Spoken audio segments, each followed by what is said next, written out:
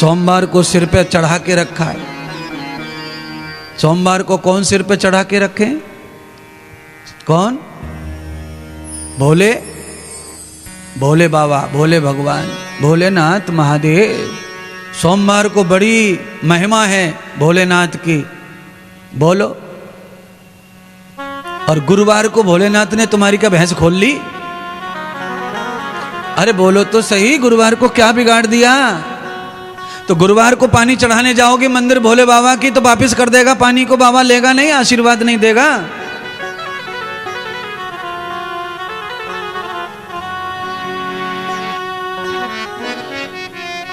एक एक पल मानो मानना है भगवान को, तो किसी दिन कम किसी दिन ज्यादा मानने की जरूरत नहीं है आपको।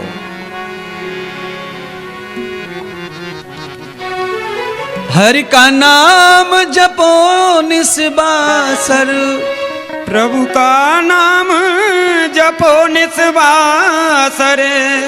हरि इसमें बरस महीना क्या, हरि नाम बिना फिर जीना क्या। पर नाम बिना फिर जीना, हरि नाम बिना फिर जीना क्या। प्रभु नाम बिना फिर जीना क्या, हरि नाम बिना फिर जीना क्या। सतनाम बिना फिर जीना क्या, मेरे राम बिना फिर जीना क्या। हरि श्याम बिना फिर जीना क्या।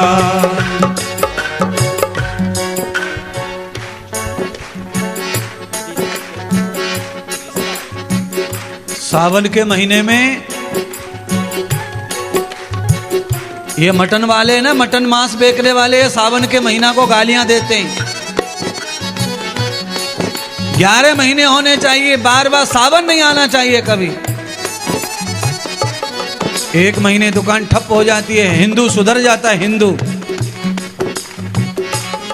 अरे श्रावण का महीना गंगा जल यानी कि महादेव का महीना मानते हो, और एक महीना को महादेव का मान के 11 महीने दे अंडा, दे मांस, दे मछली। अरे पापियों, ये ठीक नहीं है। केवल सावन में महादेव नहीं है, महादेव पल पल हैं। हरि का नाम जपो निस्बासर, हरि का नाम जपो निस्बासर। हरि का नाम जपो निस्बासर, हरि का नाम जपो निस्बासर। इसमें बरस महीना क्या, प्रभु नाम बिना फिर जीना क्या। प्रभु नाम बिना फिर जीना क्या। भगवान बिना फिर जीना क्या। सदगुरु जी बिना फिर जीना क्या। अमृत है हरि नाम जगत में, अमृत है हरि नाम जगत में। अमृत है प्रभु नाम जगत में, अमृत है प्रभु नाम जगत में। छोड़ पिसय विष पीना क्या, भगवान भगवान बिना फिर जीना क्या। भगवान बिना फिर जीना क्या। मेरे राम बिना फिर जीना क्या। सतगुरु जी बिना फिर जीना क्या। मेरे राम बिना फिर जीना क्या। तालियों की सेवा करते हुए बोलिए सतगुरुदेव भगवान की।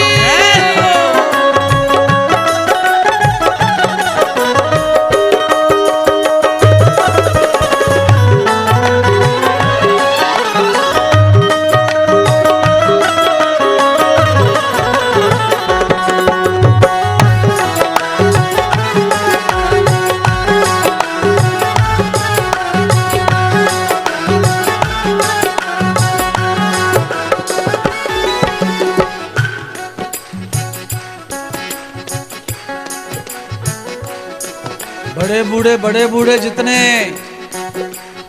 60 के ऊपर वाले सुनो।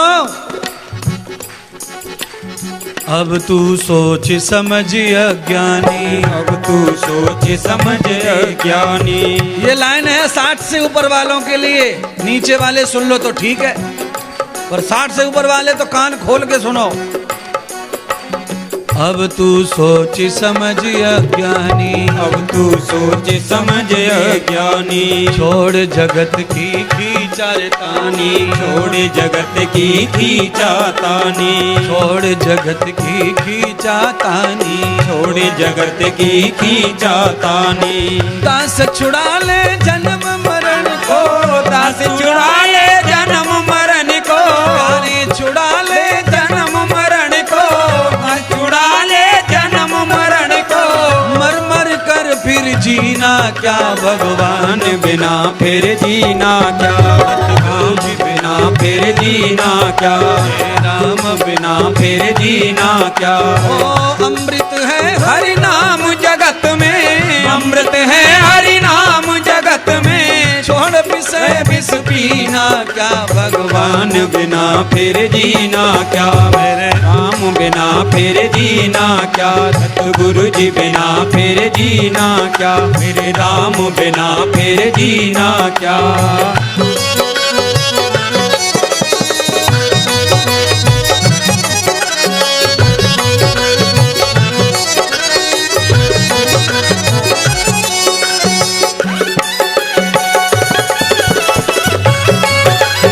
हे हरि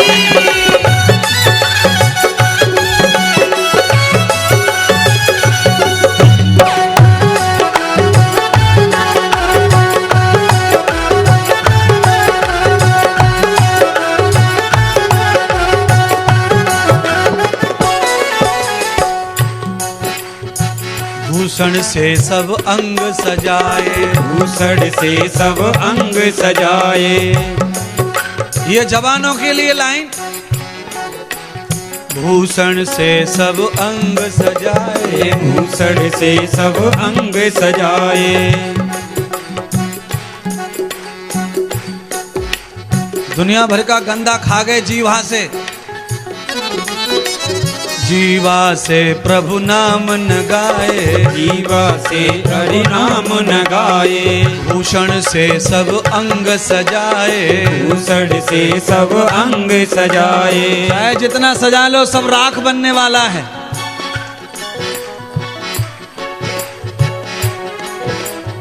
किसी माता का पति जिंदा हो 80 साल का, और एक 2 महीने पहले पत्नी मर जाए, 80 साल की बुढ़िया,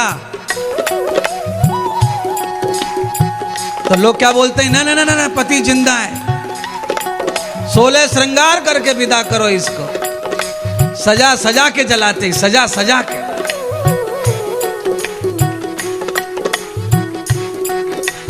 भूषण से सब अंग सजाए, भूषण से सब अंग सजाए। जीवा से प्रभु नाम न गाए, जीवा से प्रभु नाम न गाए। अंत समय जीवा नहीं ली तो, अंत समय जीवा नहीं ली तो, अंत समय जीवा नहीं ली तो, अंत समय जीवा नहीं ली तो। फिर गंगा जल का पीना क्या भगवान बिना फिर जीना क्या, भगवान बिना फिर जीना क्या, फिर राम बिना फिर जीना क्या, सतगुरु जी बिना फिर जीना क्या, भगवान बिना फिर जीना क्या, राम बिना फिर जीना क्या। अमृत है हरि नाम जगत में, अमृत है हरि नाम जगत में, अमृत से विष पीना क्या, भगवान बिना फिर जीना क्या, राम बिना फिर जीना क्या, सतगुरु जी बिना फिर जीना क्या, प्रभु राम बिना फिर जीना क्या, मेरे श्याम बिना फिर जीना क्या, भगवान बिना फिर जीना क्या, सतगुरु जी बिना फिर जीना क्या, मेरे राम बिना फिर जीना क्या, मेरे गुरु जी बिना फिर जीना क्या। सच्चे दरबार की जय हो। इसीलिए तिथि और बार देखकर पूजा पाठ ना करो। अरे श्वासों की तो रोज जरूरत है, श्वासों का मालिक परमात्मा है, उसका तो नित्य सेवन पूजन भजन होना चाहिए। एक बार को महान और दूसरे दिन सीधा धड़ाम भगवान। ये क्या है? ये सब स्वार्थ की पूजा पाठ है, सारा स्वार्थ का खेल है। होल का अपने कर्मों के कारण जल के मर गई प्यारे बंधुओं। दूसरे के दुख बढ़ाने वाला, दूसरे को कष्ट बढ़ाने वाला, दूसरे की जिंदगी से खेलने वाला सुरक्षित नहीं रह सकता। आप दूसरे पर तेजाब फेंकते हैं तो कहीं न कहीं उंगली आपकी भी जल जाती है।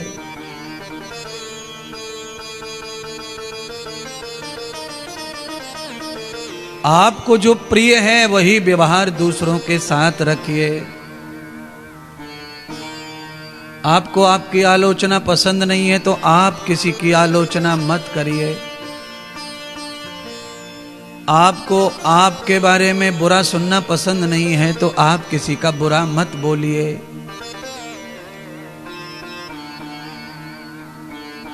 पर आप तो मतलबी है ना, आपका मतलब पूरा नहीं हुआ तो बदनामी। वो ऐसे वो वैसे वो वैसे वो वैसे, और आपको प्राप्त हो जाए तो बहुत बढ़िया बहुत बढ़िया बहुत बढ़िया। आपको मिला तो बढ़िया और नहीं मिला तो सब बुरा।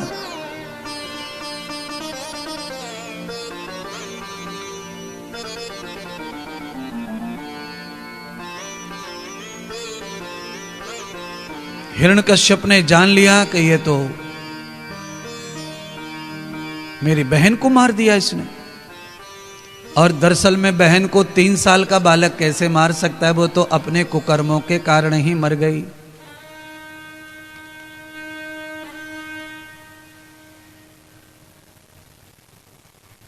हिरण्यकश्यप ने तलवार निकाल ली और अपनी बहन को मरते हुए देखा तो उसे गुस्सा आ गया, रोष आ गया अपने पुत्र पर, और कहा, रे मूर्ख, तुझे विष्णु पर इतना विश्वास है तो बुला ले, आज वो तेरी रक्षा करे। आज मेरी तलवार के प्रहार से तुझे कोई रोक नहीं सकता मरने से। बालक ने हंसते हुए कहा, पिताश्री, मुझे भगवान को, विष्णु को बुलाने की जरूरत नहीं है। क्यों? क्योंकि वो सर्वत्र विराजमान है, वो हर जगह पर विराजमान है। आप में, मुझ में, तलवार में, खंभ में। जैसे ही खंभ का नाम लिया तो कहा, रे मूर्ख, ये खंभा मेरे हाथों से बनाया हुआ है, इसमें कहां विष्णु, निकाल। और अगर तुझे इतना विश्वास है उस नटखटी विश्वास विष्णु पर, तो आज तेरे साथ उसका भी खात्मा हो जाएगा। आज तुम भक्त, भगवान, गुरु, चेला दोनों मेरे हाथों से मारे जाओगे। अगर है तो प्राण बचाने के लिए प्रकट कर ले उसे। बालक प्रहलाद ने कहा कि वो तो पिताश्री आ चुके हैं, आपको दिख नहीं रहे, क्योंकि आप पाप के कारण अंधे हो गए। अंधा होना भी पाप का ही फल होता है किसी जन्म का। बहिरा होना भी पाप का ही फल है, गूंगा होना भी पाप का ही फल है, लंगड़े लूले पैदा होना भी पाप का। जीवन में जहां भी जो भी किया होगा उसका परिणाम यह है कि आपका अंग कोई न कोई परमात्मा ने छिना लिया। एक आदमी को भगवान ने सब दिया है, पर आदमी को विवेक की आंख नहीं तो कुछ दिखता नहीं। अच्छा बोलिए, जितने लोग तंबाकू खा रहे हैं, गुटखा खा रहे हैं, उस पुड़िया पे लिखा हुआ है सीधा सीधा कि कैंसर होता है, कैंसर होता है। अब बताओ, इन आदमियों की आंखें हैं या नहीं हैं? आप ही बताओ।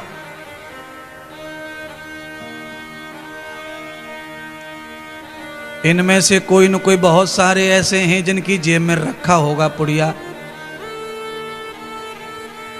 अब आप बताओ, जिनकी पुड़िया जेब में है, अब वो अंधे हैं कि गूंगे हैं कि बहरे हैं कि बुद्धिमान हैं कि ना बुद्धिमान हैं? और कई लोग तो इतने बुद्धिमान होते हैं कि 1 लाख रुपए की टीचर की नौकरी कर रहे हैं और फिर भी हथलेटी पे घसते रहते हैं चूना डाल के। भारत के सनातन को बचाना है तो इंद्रदेव तुझे कहना पड़ेगा, चाहे गालियां पड़ती रहे। मुझे तो ढूंढ के बताना पड़ता है, मेरा तो ये काम है भाई। टीचर की नौकरी करने वाला अगर दारू पी रहे, बीड़ी पी रहे, सिगरेट पी रहे, तंबाकू खा रहे हैं तो क्या देंगे शिक्षा? तो वो भी सोचते होंगे हमने कोई ठेका ले लिया किसी को शिक्षा देने का, किताब में जो लिखा है वो पढ़ाएंगे और उसी का पैसा मिलता है। बिल्कुल सही बात है। इसीलिए स्कूल पे अब कोई ज्यादा भरोसा करने जैसी बात बची नहीं है। और पुराने जमाने में 50 साल पहले घर वाले बच्चे को डराते थे। बच्चे ने कुछ गड़बड़ कर दी तो बच्चे को कहते थे मास्टर जी से बता देंगे, ये तू करता है। अब आप कल्पना करो, माता पिता मास्टर जी का नाम लेके बच्चे को घर पे सुधारते थे, वो मास्टर जी, वो संस्कृति, वो समय कहाँ चला गया। और अब मास्टर जी से कह दो, कलेक्टर जी से कह दो, दादाजी से कह दो, फूफा जी से कह दो, मामा जी से कह दो, और सब बैठ जाओ ठेंगड़े पे उंगली पे यूं करता रहता है। अब बोलो क्या रह गया? सबको अंगूठे पे बिठाए घूम रहा है, किसी की नहीं सुन रहा, किसी से नहीं डर रहा, जम रहा। क्यों? ऐसा कानून, ऐसा कल्चर आ गया। प्रहलाद के ऊपर जैसे तलवार उछारी, खंबे से फाड़ते हुए नरसिंह भगवान प्रकट हो गए।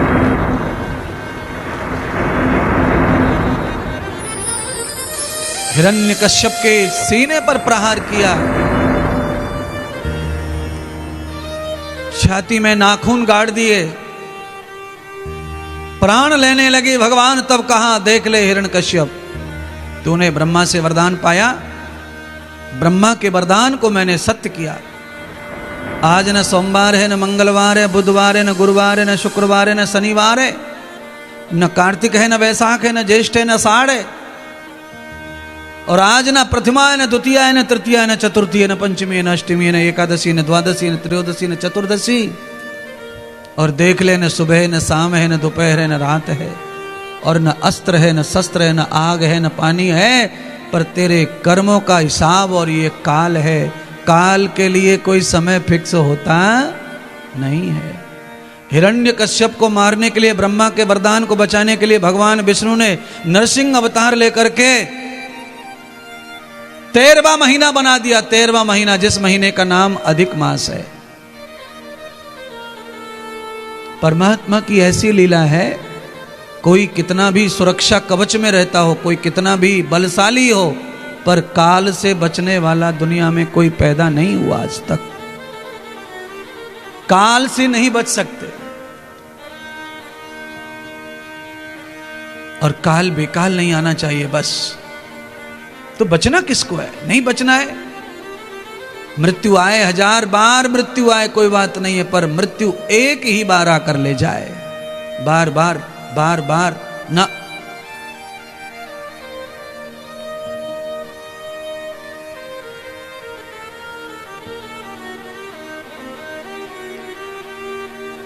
हिरण्यकश्यप के पाप का हिसाब करके भगवान ने भक्त प्रहलाद की कृपा से अपने पिता का उद्धार कर दिया। भगवान ने उद्धार किया, पुत्र की भक्ति से प्रसन्न होकर पिता का। बालक को उपदेश दिया और प्रहलाद को अमर भक्त बनाकर भगवान नरसिंह गीता सुनाई। बालक प्रहलाद को अमृत ज्ञान दिया, राजगद्दी पर बैठकर राजा बनाया, विवाह आदि करके गृहस्थ करवाया। और प्रहलाद ने ये वरदान प्राप्त कर लिया भगवान विष्णु से, हे प्रभु, मेरे कर्मों से प्रसन्न है तो मुझे ऐतिहासिक वरदान दो। तो वरदान दिया कि तेरी भक्ति के कारण अब तेरे कुल में कोई राक्षस पैदा नहीं होगा, और तेरे कुल में अब सब यज्ञ करने वाले दानी पैदा होंगे। और हे प्रहलाद, मैं तेरे तीसरी पीढ़ी में फिर आऊंगा तेरे घर, तेरे पोते के यहाँ कल्याण करने के लिए। तेरा पोता महादानी होगा। आज भगवान का वरदान प्रहलाद को सफल हुआ। प्रहलाद के पुत्र विरेचन के घर में महादानी, महाज्ञानी राजा बलि का जन्म हुआ। राजा बलि जैसा दानी, कर्ण जैसा दानी सृष्टि में होना बहुत कठिन है महाराज। कर्ण ने क्या दान किया था ऐसा जिससे वो महादानियों में गिना गया? कर्ण के पास तो कुछ था नहीं दान करने के लिए, वो तो सूत पुत्र था, वो तो कौरवों के यहां अपने जीवन यापन कर रहा था।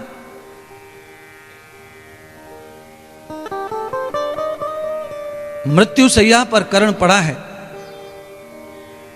कुरुक्षेत्र के मैदान में अर्जुन ने पूरा शरीर लहूलुहान कर दिया, बाणों से छेद छेद कर। एक एक अंग कर्ण का विच्छेद हो गया है।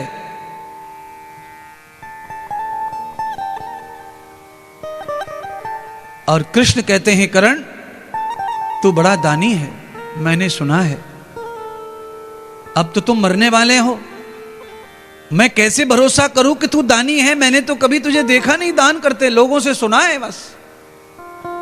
हे केशव,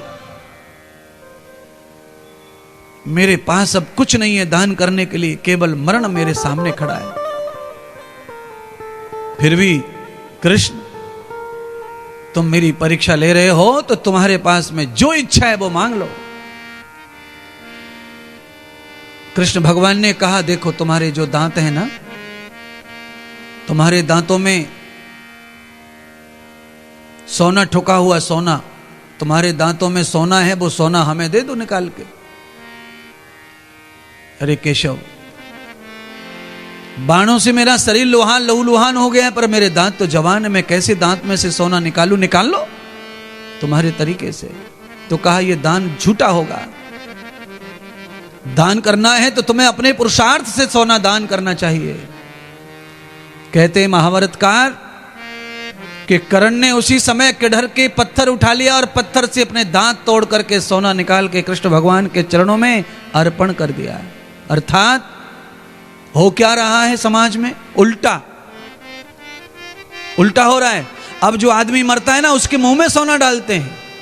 और ये महाभारत की कथा कह रही है कि आपके पास जो भी सोना डाला हुआ है अपने अंग में, मरने से पहले भगवान को चढ़ा जाओ, उसे भगवान को दे जाओ। और लोग उल्टा कर रहे हैं, मरने वाले को सोना, थोड़ा सोना होना, मुंह में सोना, सारी उल्टी परंपरा। मरे हुए आदमी को सोना खिला के क्या मिलने वाला है? क्या मिलेगा उसे सोना खा के? अग्नि में जल के पिघल के उसे कोई पाप कम नहीं हो जाएंगे सोना खिला करके।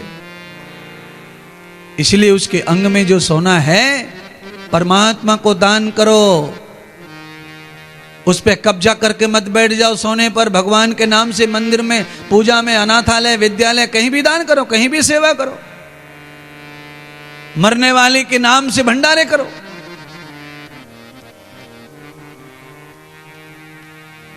महादानी कर्ण, ऐसे ही महादानी बलि राजा। महाबली राजा कैसे हैं तो कथा बता रहे हैं। त्रविदम न द्वयार कर्मश्च,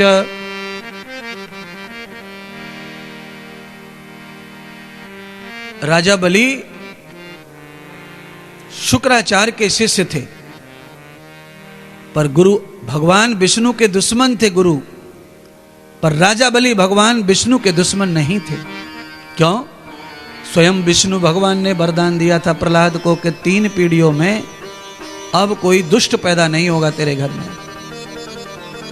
इसलिए 3री पीढ़ी में राजा बलि आए। समुद्र का मंथन हो रहा था, समुद्र के मंथन में अमृत कलश निकला और अमृत कलश को पिलाने के लिए देवताओं को भगवान विष्णु ने लीला करके विश्व मोहिनी रूप धारण किया और उस विश्व मोहिनी रूप को धारण करके देवताओं को अमृत पिला दिया छल से, कपट से। राजा बलि ने समुद्र मंथन में सबसे अहम भूमिका निभाई थी, मथनी को खींचने में, पर राजा बलि को अमृत नहीं मिला। इस कारण राजा बलि नाराज होकर चले गए। शुक्राचार्य से बात कही तो शुक्राचार्य ने कहा कि वो विष्णु कपटी है और उसने कपट में तुम्हें अमृत नहीं दिया, धोखा कर दिया। देख लो, समुद्र मंथन करवाया और केवल एक पार्टी को अमृत दे दिया, तुम्हें विष दे दिया, जहर दे दिया, दारू पिला दी, तुम्हें मारने का सब दे दिया। क्योंकि विष्णु तो देवताओं का है। आप फिर से कथा सुनिए, दोबारा से कहते हैं, शुक्राचार्य ने कहा कि विष्णु तो देवताओं का है, पर महात्मा इंद्रदेव इस व्यासपीठ से कहते हैं भगवान देवताओं का नहीं, भगवान उसका है जो भगवान को मानता है। भगवान के यहाँ कोई दैत्य नहीं है, कोई देवता नहीं है। भगवान को मानने वाला भगत है, परमात्मा उसी का है। ये भजन तमाम भक्त्वा तेन तेसु चाप्य अहम। हे अर्जुन, मैं उसी को मानता हूं जो मुझे मानता है। भगवान को मानने के लिए आपको किसी विशेष परिवार में जन्म लेने की जरूरत नहीं है। आप किसी भी परिवार में जन्म लीजिए, आपका फुल अधिकार है भगवान को मानने का। आप कितने भी महायोगी, महाज्ञानी, महाभगत हो सकते हैं। बड़े बड़े घरों में पैदा होने वाले लोग भगवान को नहीं मानते। राजा महाराजाओं में ये लक्षण नहीं पाए गए भगवान को मानने के।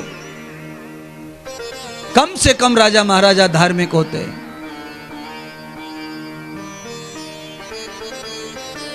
भगत कौन होता है ज्यादा? भगत सामान्य प्राणी भगत होता है, जरूरतमंद भगत होता है, गया गुजरा समाज से कुचला दबला वो भगत होता है। जिसको समाज में ठुकराया जाता है वही भगवान की तरफ भागता है। जिसको समाज में मान सम्मान प्रतिष्ठा है वो तो गरूर में रहता है, उसे भगवान की जरूरत कहाँ है।